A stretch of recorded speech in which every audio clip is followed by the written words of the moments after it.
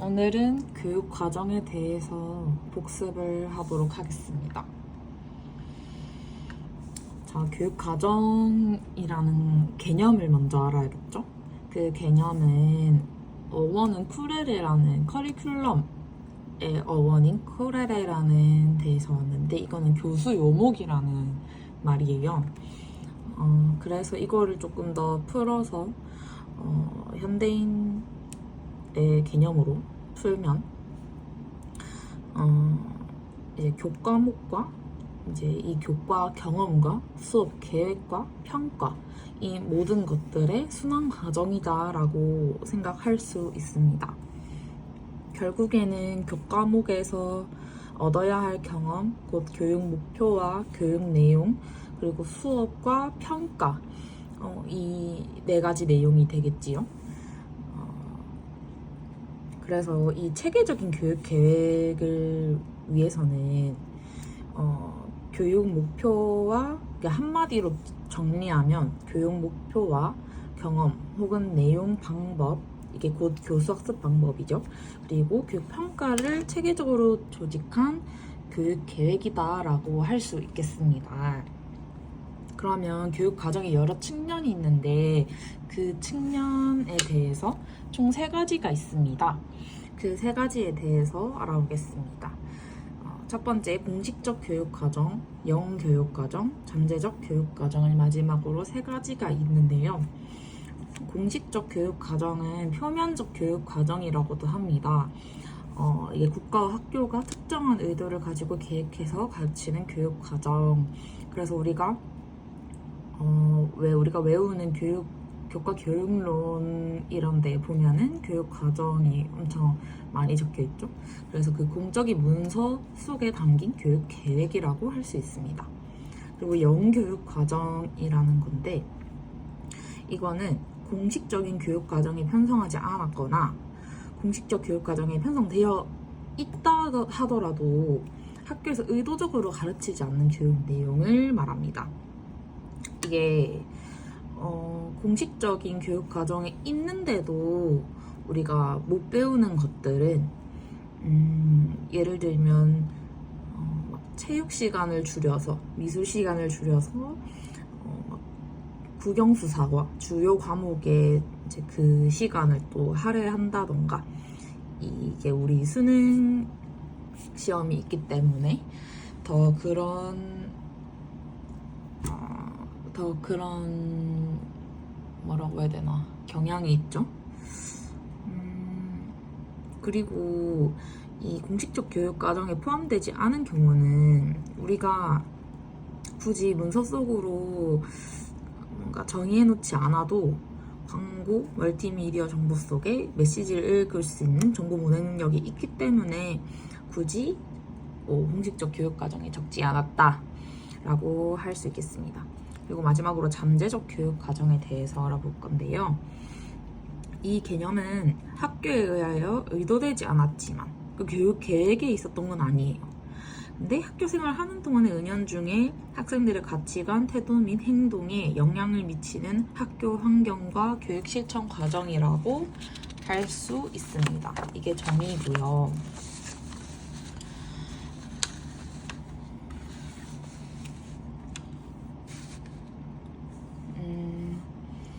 그래서 이 잠재적 교육 과정이라는 것을 다시 한번 살펴보면 이게 뭐냐면 우리가 의도하지 않아도 학교 안의 분위기 그리고 선생님의 가치관 이런 것들에 대해서 학생들이 무의식적으로 배우는 것들이 있죠. 뭔가 학교 자체가 경쟁적인 분위기 수능을 위해서 달려가는 분위기라면 조금 이기적인 가치관을 가지게 될 수도 있는 그러한 교육 과정을 말하는 거고요. 굳이 그런 게 아니더라도 서로 양보하자 그런 문화 풍토가 있는 학교라면 조금 더 다정한 학생들이 많이 나올 수 있는 그런 기회가 있는 것이죠.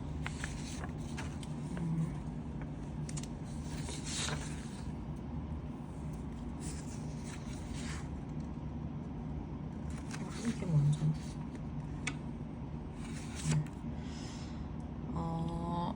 그 다음으로는 교육 과정에 여러 유형이 있는데 총 4가지로 있습니다. 교과 중심, 경험 중심, 학문 중심, 인간 중심 이렇게 돼 있는데 먼저 교과 중심 교육 과정에 대해서 알아보겠습니다. 이 교과 중심은 말 그대로 우리가 가지고 있는 교과서 중심으로 교육하는 건데 전통적 문화유산과 학문적 성취 가운데 가장 본질적인 것을 선정하여 교과로 조직하고 이를 아동에게 전달하여 아동의 이성을 개발하는 데 교육의 궁극적인 목표를 두고 있다. 곧 이제 이 아동이 사실 텅 빈 존재라고 생각을 하고 이 정해진 문화유산을 전하는 거죠. 그래서 이 교과 중심 교육 과정의 토대는 형식 도야설이라고 합니다. 이 형식 도야설은 이 교과 내용을 통하여서 인간의 지적 능력을 발달시킬 수 있다 라는 이제 설인데요. 그 정신에서부터 나왔다고 할 수 있고 이 교과 중심 교육 과정에서 특징은 교과 자체는 이제 학문적으로 정해진 것이기 때문에 이게 학문적으로 연구된 것이 이제 흘러 왔기 때문에 문화유산이라고 할 수도 있고 이 문화유산을 논리적으로 조직한 것이라고 볼 수도 있습니다.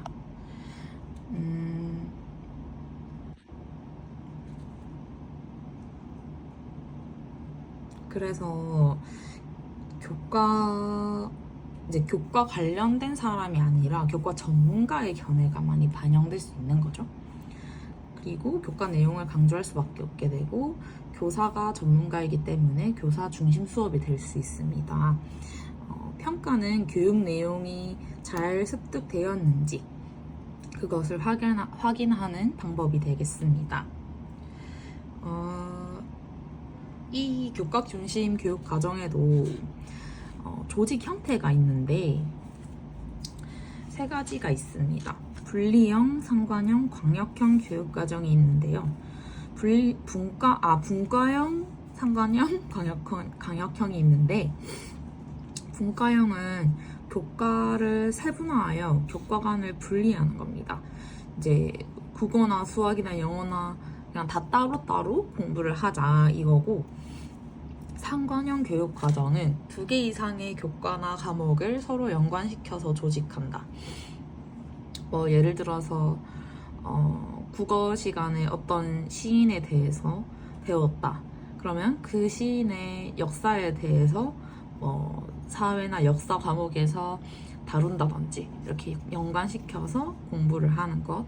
그리고 광역형 교육 과정은 관련된 교과를 하나의 학습 영역으로 이제 연결한 건데 예를 들면 물화생지를 다 합쳐서 과학 이렇게 이제 하나로 만든 그런 예시가 있는 거죠.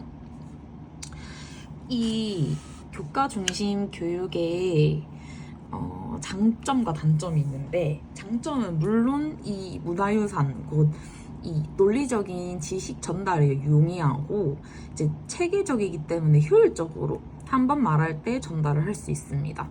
그리고 이거를 잘 아는지 모르는지 평가 측정에 용이하고 그리고 교사 중심 교육이기 때문에 중앙 집권적인 통제가 쉽습니다. 단점으로는 문화유산이기 때문에 과거 중심적일 수밖에 없고 이미 정해진 내용이기 때문에 고정된 내용일 수밖에 없습니다. 그래서 새로운 지식으로 저변 확대가 어렵습니다. 그래서 이게 실생활로 연계가 될 수 있는 확률이 좀 낮고요. 교사 중심으로 이 전문화된 교육 내용을 알려야 하다 보니까 학습자의 수동적인 학습 태도가 이루어질 수 있습니다. 그래서 이 학습자들이 비판력이나 창의력 등의 함양이 좀 어려울 수 있습니다. 왜냐면 지식의 암기에 치중하다 보니까 그럴 수밖에 없겠죠.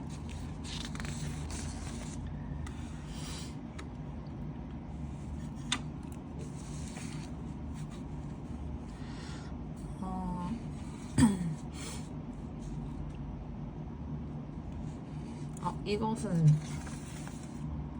잠재적 교육 과정에 대한 내용인데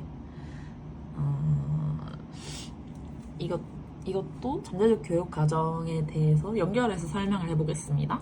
이거는 특성이 이제 정의적 영역, 우리가 뭔가 지식적으로 아는 것보다 내가 정서적으로, 가치관적으로 내가 어떻게 생각하는지 그 부분에 대해서 영향을 미친다는 것이고, 아까 말씀드린 것처럼 학교의 문화 풍토와 관련이 있습니다.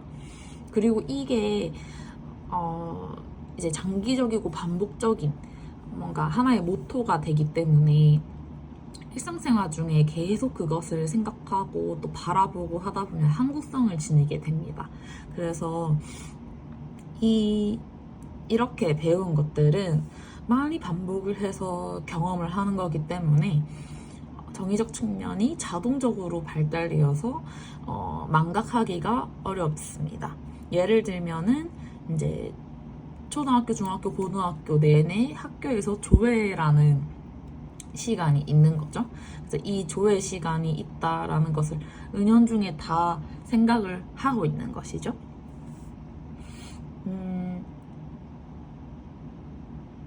이 잠재적 교육 과정에 원천이 있는데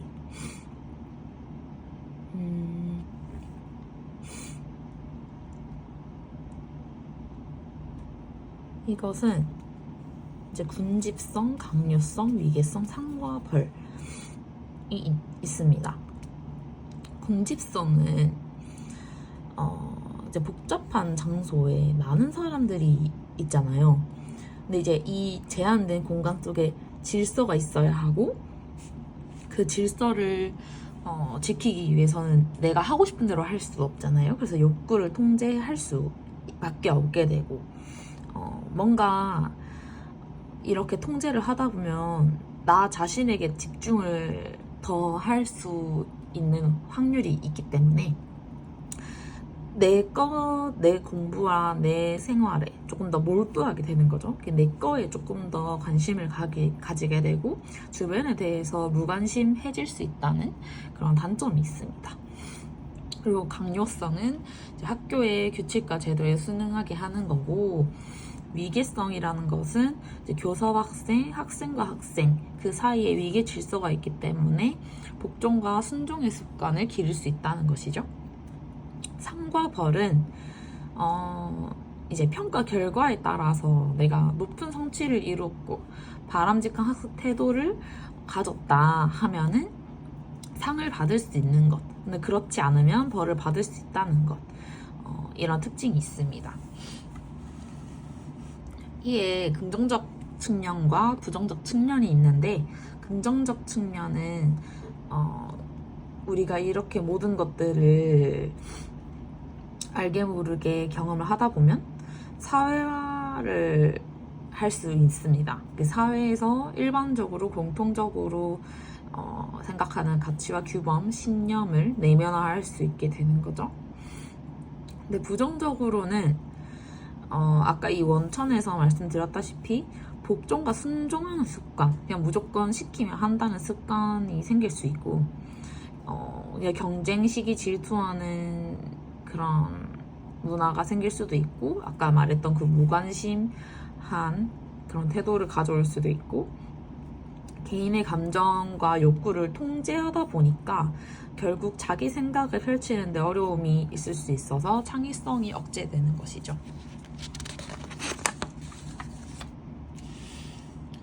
네, 두 번째로 경험 중심 교육 과정인데, 이 경험 중심 교육 과정은 기본적으로 교육 목표는 아동이 경험을 통해서, 스스로 경험을 통해서 현실 문제를 해결하는데, 이제 경험을 통해 지식을 획득을 하는 거죠.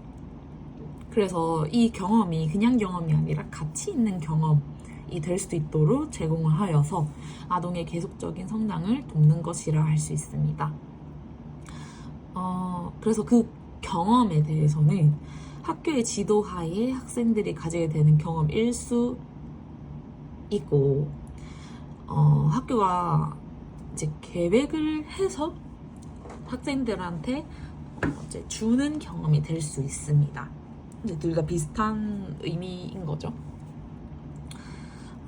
이 교육과정의 특징은 학습자 중심 수업임을 강조를 합니다. 아까 교과 중심보다는 강의식이 아니라 학생들끼리 협력하여 이제 수업을 이끌어 나가는, 예를 들어 프로젝트 수업을 이제 약간 그러게 되냐, 더 자주 쓰이게 되는 거죠. 그리고 이 지역사회를 수업 자원으로 활용을 할 수 있는데, 왜냐하면 이 경험 중심이기 때문에 내가 실생활에 있어서 경험을 했을 만한 것들을 통하여서 수업을 이끌어 나갈 수 있고요. 이게 실제적 상황, 실생활에 있어서 내가 적용을 하고 수행할 수 있는지 그 과정의 결과를 관찰하고 평가를 하는 수행평가를 활용할 수 있습니다. 이 경험 중심 교육 과정도 3가지의 조직 형태가 있는데, 활동형, 생성형, 중획형 교육 과정이라고 이제 3가지 나눌 수 있습니다. 활동형 교육 과정은 학습자의 흥미와 욕구 등에 기초하여 교사가 학습 경험을 선정하고 조직하는 것입니다. 예를 들어서 이제 구안법, 프로젝트법이 있게 되죠. 이 교수법에 대해서 이제 내가 교사가 하고 싶은 대로 하는 게 아니라 학습자의 흥미와 욕구를 먼저 파악하고 이에 대해서 이제 교육을 하는 거죠. 생성형은 사전에 교육 목표나 그런 것들을 계획하지 않아요. 그래서 교사와 학생들이 학습 현장에서 다 함께 학습 주제를 정하고 내용을 계획해요. 그리고 이를 바탕으로 교육을 합니다. 이제 엄청나게 자유와 융통성이 이제 높은데 약간의 피상적인 문제가 있는 거죠. 이게 현실적으로 잘 될지도 모르겠고, 이 생성형 교육 과정을 이끌어내는 교사의 역량이 정말 중요하다라고 생각합니다. 그리고 중획형 교육 과정이 있는데요. 중획형 교육 과정은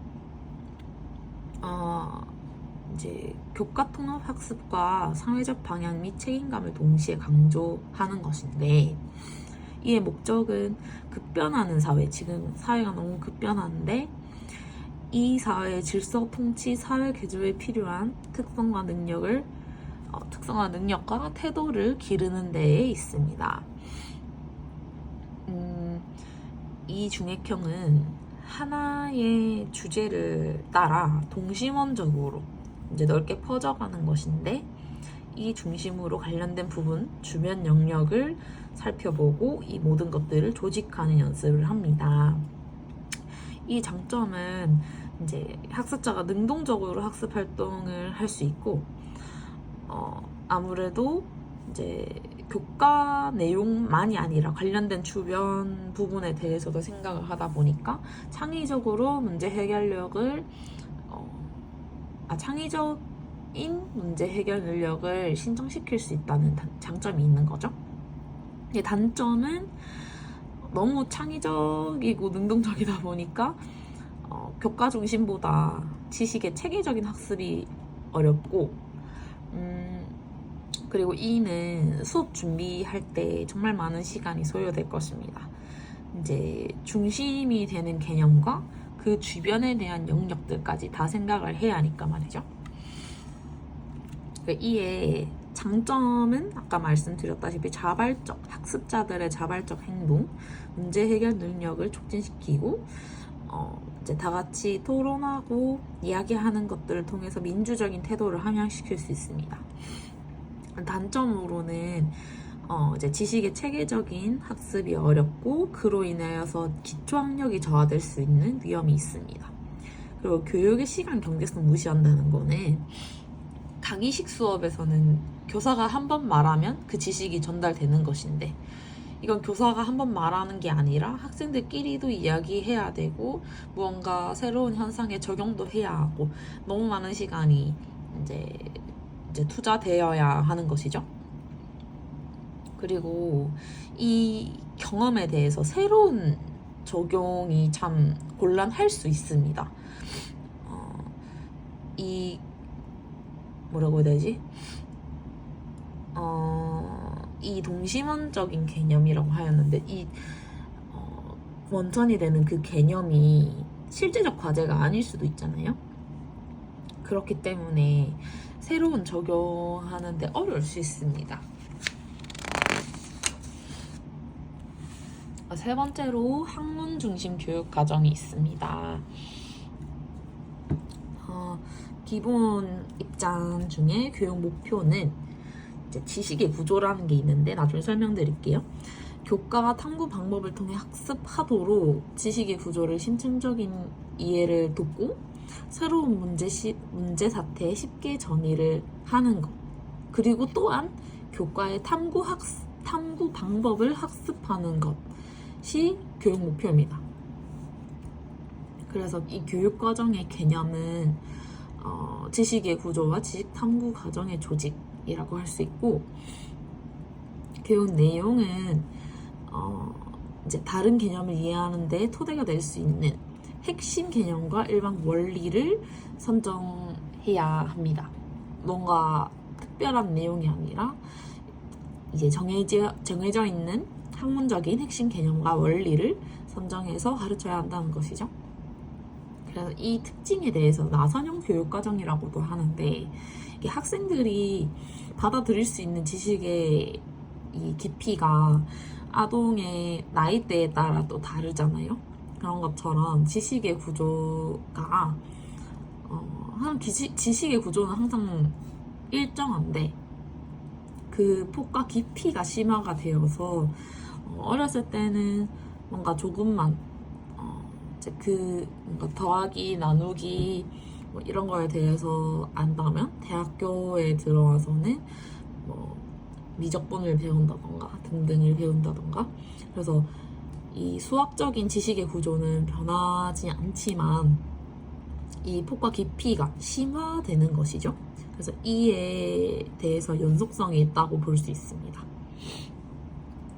교수학습 방법에 대해서는 발견 탐구 수업이라고 하는데, 관심 가질 만한 문제, 이제 교사가 유도한 문제를 통해서 그 해답을 능동적으로 알아낼 수 있도록 이제 가르치면 되는데, 이 능동적으로 알아내는 과정에서 지식의 구조를 심층적으로 이해하는 그 이제 현상이 일어나게 됩니다. 여기서 지식의 구조를 먼저 설명을 하면, 지식의 구조란 학문의 일반적인 원리와 핵심 개념인데, 이는 사물이나 현상의 관련함을 파악하는 틀이 됩니다. 그래서 이 틀을 알게 되면 무언가를 보는 안목이 높아진다, 안목이 생긴다 라는 것이죠. 그래서 학습 내용 시윤위에 정교화되어서 안목이 늘어나고, 이 지식의 구조가 심층적으로 이해가 되면 학습 내용이 장기적으로 기억이 되는 것이죠. 그리고 새로운 사태에 적용할 수 있는 이유는 이제 장기 기억으로 넘어갔을 때 인출이 되어서 적용할 수 있는 것이죠. 그리고 고등지식과 초등지식의 간격이 축소되어서 이제 뭐 기본적인 내용부터 어려운 내용까지 지식의 구조가 같기 때문에 그 간격을 축소시켜서 이제 스스로 잘 이해를 할 수 있다는 것이죠. 한 가지 조금 작은 개념으로서 중간 언어라는 게 있는데, 이것은 지식의 구조랑은 다른 말입니다. 근데 이게 학자들의 탐구 결과를 전달하는 언어를 중간 언어라고 하는데, 이 탐구 결과를 전달하는 언어 자체를 외우게 하는 것이 지금 우리 학교의 실정이었다고 합니다. 그래서 이 중간 언어보다는 이 진짜 지식의 구조, 근본, 원리와 핵심 개념을 이제 가르치는 그런 교육 과정이 되어야 하겠죠. 그래서 이 학문지식 교육 과정의 장점과 문제점을 살펴볼 텐데, 장점은 높은 학습 전이, 그리고 내적 동기 유발, 자기주도적 학습 능력이 상승되고 그로 인해 창의성도 늘어난다 라고 할 수 있는데요. 스스로 내가 이제 탐구하고 이제 이거를 내가 탐구하는 동시에 내적 동기가 유발이 되어서 뭔가 내가 이 지식에 대해서 발견을 했어. 발견하면 너무 재미있고 성취감도 들겠죠?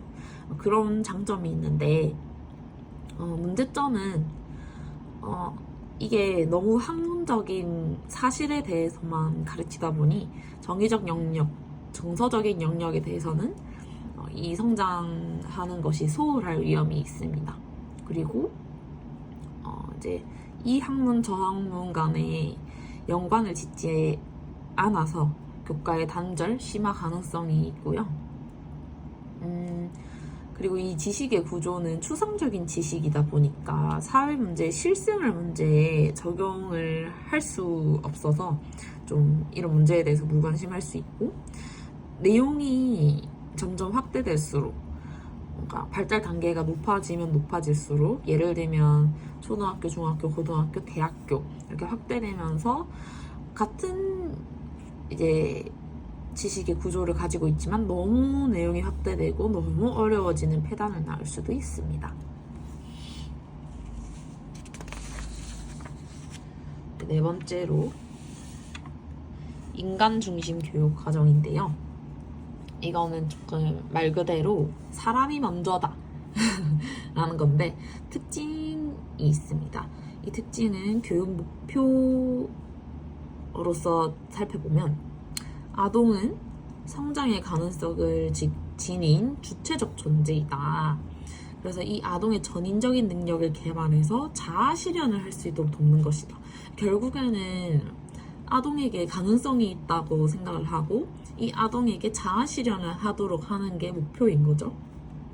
그래서 이 인간 중심 교육 과정의 개념은 학생이 학교 생활을 하는 동안에 가지는 모든 경험을 말합니다. 그래서 이제 은연중에 내가 얻을 수 있는 교육의 산물들인 거죠. 그래서 잠재적 교육 과정을 중시할 수밖에 없습니다. 결국 목표가 자아 실현이기 때문에 자아 실현에 필요한 기술과 지식의 기초를 배우게 되고 이제 개인의 능력과 재능을 이끌어내기 위해서 이제 뭔가 연습하고 진행하는 절차에 초점을 맞추게 되고 너무 자기중심적이 되지 않을 수 있도록 내가 많은 사람들과 소통하는 그런 이제 전인적인 능력을 기르기 위해 토론과 현장 탐구 활동을 중시하게 됩니다.